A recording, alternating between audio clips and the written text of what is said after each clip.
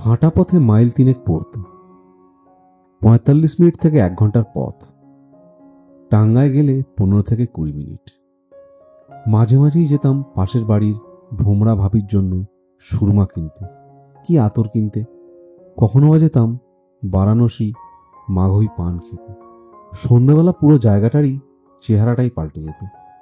গোপে আতর মেখে ফিনফিনে আদ্যির পাঞ্জাবি পরে সাদা কালো বাদামি ঘোড়ায় টানা একলা এক্কা চালিয়ে কত শত নবাবেরা আসতেন, নানা রকম নবাব।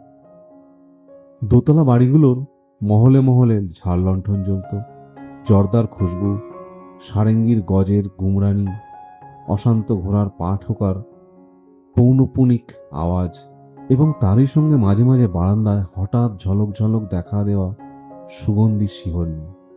কেয়া ফুলের গন্ধ যাদের চুলে, জিন পরীর মায়া যাদের চোখে, পান খেয়ে ঢোক গিললে যাদের ফর্সা স্বচ্ছ গলার নীল শিরোপশিরাগুলো লাল হয়ে যায়, সেই সব কত শত জানা না জানা সুন্দরীদের গায়িকাদের। এরা কেউ সকালবেলা গান গায় না। আশ্চর্য, সমস্ত মহল্লা ঘুমিয়ে থাকে সকালে, গত রাতের বাসি ফুলের স্মৃতি নিয়ে। ফরাসে ইতস্তত তাকিয়া ছড়ানো থাকে, ক্লান্ত সারেঙ্গি গা খুলে শুয়ে থাকে। জানলা দিয়ে কোনো ভিনদেশি মাছি এসে তরে তরে চমকে চমকে নেচে বেড়ায়। অলস হাওয়ায় পিরিং পিরিং করে একলা ঘরে ঘরে সুর পাখনা নাড়ে। কোনো তবায়েফের পেলব গা ঘেঁষে শুয়ে থাকা কাবুলি বিড়ালটি হয়তো ঘুম ভেঙে এসে মেহফিলের ঘরে হাই তুলে বলে, মিয়াও মিয়াও, মুঝে কুছ তো পিলাও। অথচ যেমনি 5টা বাজে, যখন দোতলা বাড়িগুলির ও পথের পাথরে পাথরে রৌদ্রের উষ্ণতাটা থাকে শুধু, আলোর পরশ মুছে যায়, পথে পথে টাঙাগুলো যখন মাতালের মতো টলতে টলতে ঝুমঝুমি বাজিয়ে চলে, তখন এ মহল্লাতে এবং মহল্লার চারিদিকে হঠাৎই একটা ব্যস্ততা পড়ে যায়। ফুলওয়ালা, ডিমওয়ালা, কাবাবওয়ালা, ইতরওয়ালা সকলেই তৈরি হতে থাকে রাতের জন্য। বায়া তবলাতে ঠুকঠুক আওয়াজ ওঠে, জোড়া তানপুরা বাঁধা হয়। বিকেল থাকতে থাকতেই মুজাব্বর বাগানে ঢোকে ফুল তুলতে, আমাদের মছিনদার বাড়ির বাগানে। মুজাব্বর আমাদের খিদমতগার রহমানের ভাইপো। আমি তখন কলেজে পড়ি। গরমের ছুটিতে মাছিন্দাতে গেছি। উত্তরপ্রদেশের মির্জাপুর শহরের কাছেই মাছিন্দা। মির্জাপুর থেকে এলাহাবাদ যাবার পথের উপরে। বাড়িতে ঠাকুমা আছেন শুধু। বিন্ধবেশিনীর মন্দিরে পূজা দেন, গঙ্গায় স্নান করেন এবং আমাকে ভালোটা মন্দটা রেঁধে খাওয়ান। পড়াশোনা করতে চাই, নিজেকে বারবার শাসন করি, বকি, কিন্তু দুপুর থেকে সেই ঝুরঝুর করে গাছের পাতায় পাতায় হাওয়া দেয়, শুকনো পাতা ওড়ে, টিয়া পাখির ঝাঁক ট্যাঁ ট্যাঁ ট্যাঁ করে তীক্ষ্ণ স্বর ছড়িয়ে গঙ্গার দিক থেকে উড়ে আসে। অমনি মনটা উদাস উদাস লাগে। পথ বেয়ে মাছিন্দর পথে ভাড়ার টাঙা টুংটুঙিয়ে চলে। পড়া আর হয় না। বারান্দায় চেয়ারে বসে মুজাব্বরের প্রতীক্ষায় পথ চেয়ে থাকি।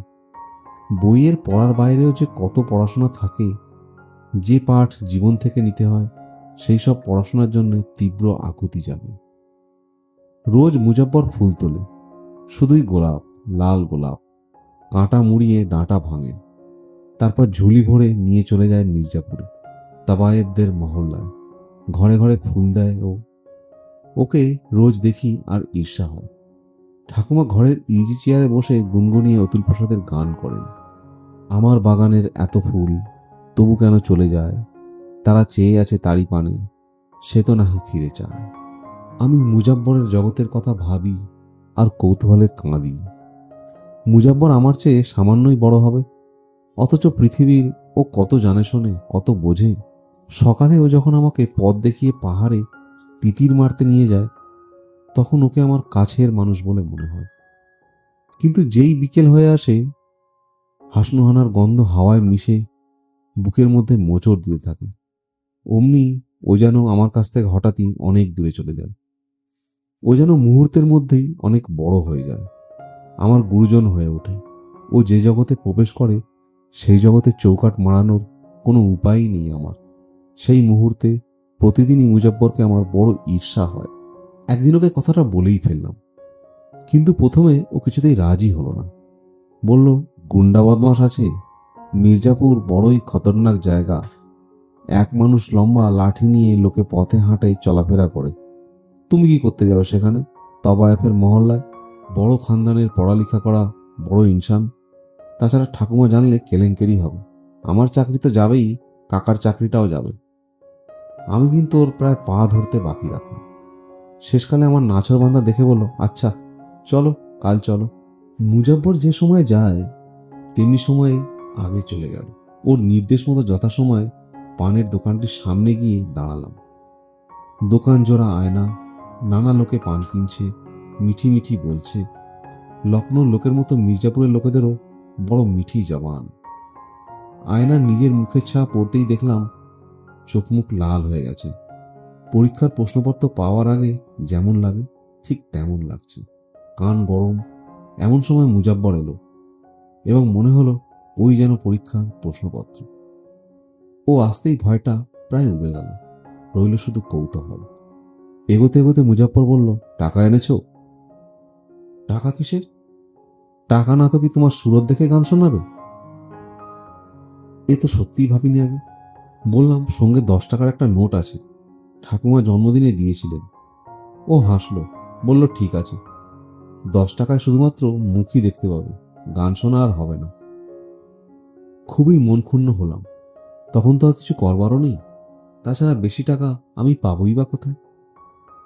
যেসব লোকে এই পথে আসছিল যাচ্ছিল তারা আমায় দেখে অবাক হচ্ছিল। দু একজন কিসব মন্তব্য টন্তব্যও করল, হেসে উঠল।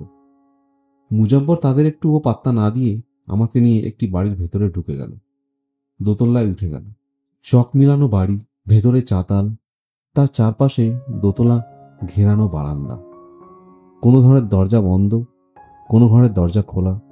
কয়েকটি ঘর থেকে সারেঙ্গির আওয়াজ শোনা যাচ্ছিল, গানও শোনা যাচ্ছিল।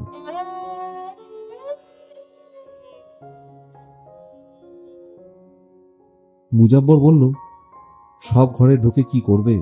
সবাইকে দেখলে তো ভালোও লাগবে না। যাকে দেখলে ভালো লাগবে তার ঘরেই নিয়ে যাব তোমাকে। আমি বারান্দায় রইলাম। ও যে যে ঘরে মেহমান এসেছে সে ঘরে ফুল দিয়ে গেল। তারপর আমাকে নিয়ে সে বাড়ি থেকে বেরিয়ে এসে পাশের বাড়িতে পৌঁছে শটান দোতলায় উঠে একটি ঘরে ঢুকে পড়ল। ঘর মানে ফ্ল্যাটের মতোই, একটির বেশি ঘর আছে, মধ্যে একটুখানি প্যাসেজ। সেই প্যাসেজ পেরিয়ে গিয়েই একটি বিরাট ঘরে গিয়ে পৌঁছালাম। পৌঁছেই থমকে দাঁড়ালাম। ধবধবে ফর্সা পাতা মোটা গদির ওপর দেওয়ালে হেলানোভাবে আয়না টাঙানো।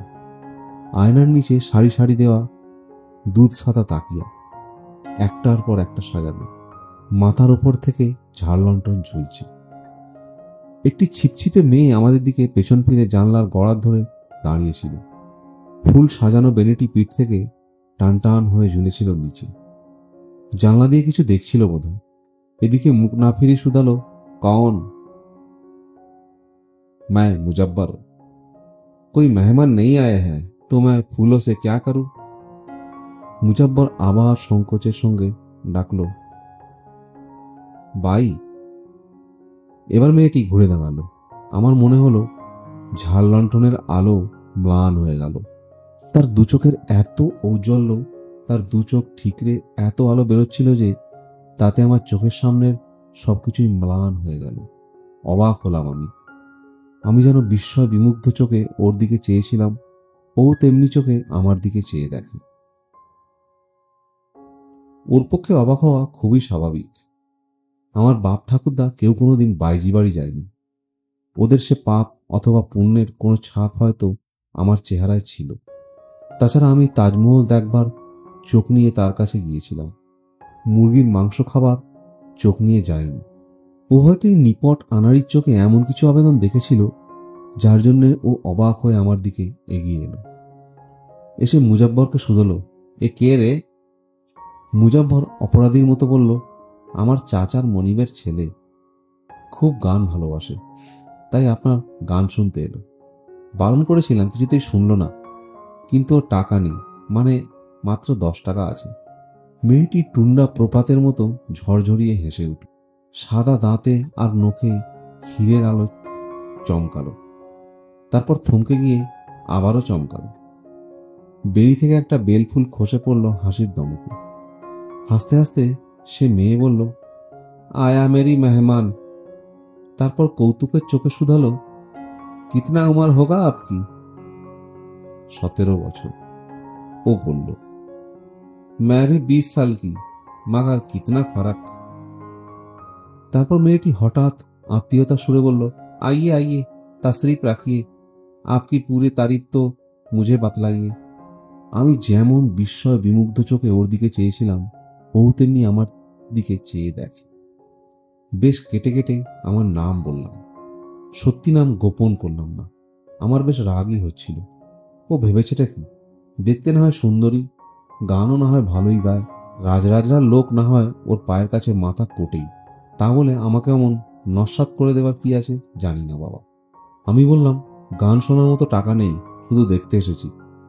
এবার মেয়েটি হাসতে হাসতে কাঁপতে কাঁপতে বেলজিয়ান দেওয়ালের আয়নার মতো টুকরো টুকরো হয়ে ভেঙে ফরাসের উপর যেন ছড়িয়ে পড়ল। তারপর নগণ্য টুকরো টাকরা ফরাসময় প্রসারিত হতে লাগলো। সে বসে কুর্নিশ করে বলল, আদাব আদাব, বড়ি মেহরবানি আপকি। বসবার জন্যে জোর করতে বসলাম সংকোচের সঙ্গে ফরাসের উপর। মুজাব্বর দাঁড়িয়ে রইল। মেয়েটি তেমনি অবাক চোখে আবার শুধালো, आप भी खुद गाना गाते हैं? बोललाम, थोड़ा बहुत। बड़ी खुशी की बात। मैं गाना सुनाऊंगी आपको, जरूर सुनाऊंगी, मगर आपको भी गाना सुनाना पड़ेगा। চমকে উঠলাম। বললাম, আমি বাথরুমে গাই, নইলে একা গাই, মেহফিলে গাইবার উপযুক্ত গান আমি জানি না। মেয়ে তবু নাছরবান্দা। সে বলল, এই ঘরও আপনার বাথরুম মনে করে নিন না কেন? মহা মুশকিলেই পড়লাম। গান শুনতে এসে মহা ফ্যাসাদে ফাঁসলাম। তাওয়ায়েফ চাকরকে ডেকে পান আনতে বলল এবং অন্য চাকরকে বলল দরজা বন্ধ করতে। মুজাব্বর বাইরে যাওয়ার জন্য পা বাড়াচ্ছিল। অবাক ও কম হয়নি। হঠাৎ আমার কি মনে হলো, মুজাব্বরকে বললাম, তোমার থলিতে আজ কত গোলাপ আছে? ও বলল, তা না হলে 10 টাকার তো হবেই। বললাম, তোমার সব গোলাপ আজ আমি কিনে নিলাম। ও অবাক হয়ে গোলাপের থলি উপুর করে ফরাসে ঢেলে দিল এবং বাইজি নির্বাকে আমার দিকে চেয়ে রইল। বাইজি হাততালি দিল এবং সঙ্গে সঙ্গে মন্ত্র বলে সারেঙ্গিওয়ালারা, হারমোনিয়ামওয়ালারা এবং তবলচি এসে উদয় হলো। বাইজি আমার আরও কাছে সরে এসে বলল, অত কাছ থেকে এ বয়সে মা, ঠাকুরমা, দিদি ছাড়া আর কোনো মেয়েকেই দেখিনি। আজও আমার চোখে সে সৌন্দর্যের সংজ্ঞা হয়ে আছে। সরু কোমর, কবুতরি বুক এবং বুদ্ধিদীপ্ত চঞ্চল চাহনির মুখ। অনেক সুন্দরী আজ অবধি দেখলাম, কিন্তু অমনটি আর দেখলাম না। সারেঙ্গিওয়ালার গজের টানে টানে কি অব্যক্ত বেদনা, কত গান, কত কথা সব বাজতে লাগলো।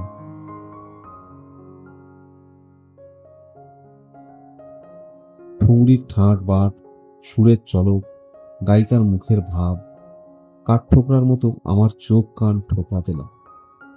ও পেছনের আয়নায় একবার নিজের চেহারার দিকে বিমুগ্ধ নয়নে চাইল, তারপর শরৎ সকালের মতো চোখ মেলে আমার দিকে চাইল। মনে হলো এ চাউনি জাদুর খ্যাপলা জাল ছেনা চাউনি নয়, অন্যকে বাঁধবার চাউনি এ নয়। ও যেন নিজেই বাঁধা পড়ে গেছে, হয়তো আমার অভাবনীয় সারল্যে, আমার সাবলীর স্পর্ধায় ও নিজেকে পুষ্পিত করে তুলেছে। মঞ্জুরিত সেই মুহূর্তে ওর নকল আমিকে ছাপিয়ে ওর আসল আমি ওর ওপর আধিপত্য করে ফেলেছে যে, তা আমি বুঝতে পারলাম। আট করে বাঁধা চুল, নার্সারি ক্লাসের ছটফটে মেয়ে তার ক্লাসের সহপাঠীর দিকে যেমন স্বর্গীয় চোখে চায়, সেই সুগন্ধি সন্ধ্যায় জেওহর বাই আমার দিকে তেমনি চোখে চেয়ে রইল। আমাকে প্রায় ধমক দিয়ে বলল, আপ শুরু কিজিয়ে। আমি বললাম, না আগে নয়, না আগে আপনি, না আগে আপনি। আবদার করে মাথা নাড়ল। বুড়ো সারেঙ্গিওয়ালা বলল, আপ শুরু কিয়া যায়। তারপর শরৎ সকালের মতো চোখ মেলে আমার চোখে তাকালো। কি গান গাইব ভেবে পেলাম না। হঠাৎ মনে এলো মির্জা গালিবের 4টি লাইন, তাতেই সুর বসিয়ে গেয়ে দিলাম। কেন জানি না, ওর চোখে চেয়ে আমার মনে হয়েছিল সমস্ত পৃথিবীকে খারাপ আখ্যা দিয়ে ওর 20 বছরের মনটাকে একেবারে দুলিয়ে রেখেছে। ও যে ভালো নয়, ওর যে কিছুই ভালো নেই, মনে হলো সে বিষয়ে নিঃসন্দেহ হয়ে গেছে। তাই মনে হলো গালিবের কথায় ওকে বলি যে এখনো সব ফুরায়নি, আশা আছে, এখনো ভালো লাগা আছে, এত বড় পৃথিবীতে এখনো ভালো লাগার, ভালোবাসার অনেক কিছুই আছে। শরীরের স্বর্গ পেরিয়েও আরো অনেক মহতী স্বর্গ আছে, কাজেই অমন কান্না কান্না চোখে চাইবার কিছুই হয়নি। কিন্তু কি হলো কি জানি, কি করলাম জানি না, কেমন গাইলাম তাও জানি না, কিন্তু জহরের কানে সে গান কি কথা যে বয়ে নিয়ে গেল তা শুধু সেই জানত। গান শেষ হলে ও কোনো কথাই বলল না, কেবল মুখ নিচু করে নীরবে আমায় বারবার আদাব জানালো। দু চোখ বেয়ে ঝরঝর করে জল ঝরতে লাগলো। ঠিক এই রকম হবে আমি তা ভাবিনি। আমি গান শুনে ভালো লাগায় কাঁদতে এসেছিলাম। গান শুনিয়ে কাউকেই ব্যথায় কাঁদাতে চাইনি। ভারী খারাপ লাগতে লাগলো আমার। জেওহর ও নরম হাতে আমার হাত চেপে ধরল। চোখের দিকে চেয়ে দেখলাম সেই সব গর্ব, কৌতুক, মজা কিছুই আর নেই ওর চোখে। জল ভরা চোখে অন্য যেন কি আছে, যার নাম আমি জানি না। ফিসফিসে ধরা গলায় জেওহর বলল, भाई साहब, आपकी तहवीज, आपकी एकलाक और आपकी तमुद्दन की इज्जत किया जाए, ऐसी कुछ भी हमारे पास नहीं है, मैं माफी मांगती हूँ। এইটুকু বলেই ও ঘর ছেড়ে সোজা উঠে ভেতরের ঘরে গিয়ে দুয়ার বন্ধ করল। আমি বোকার মতো বসে থাকলাম। বসে বসে ভাবতে লাগলাম, ও যা বলল সে কথাগুলো আমার কানে টুনি পাখির শীষের মতো বাজছিল। ভাই সাহেব, তোমার সংস্কৃতি, তোমার উদারতা, তোমার ব্যবহারের ইজ্জত দেব এমন কিছুই আমার নেই, তুমি আমায় ক্ষমা করো। আর এলোই না ঘর থেকে জেওহর ভাই। অনেকক্ষণ বসে থেকে চলে এলাম মুজাব্বরকে নিয়ে।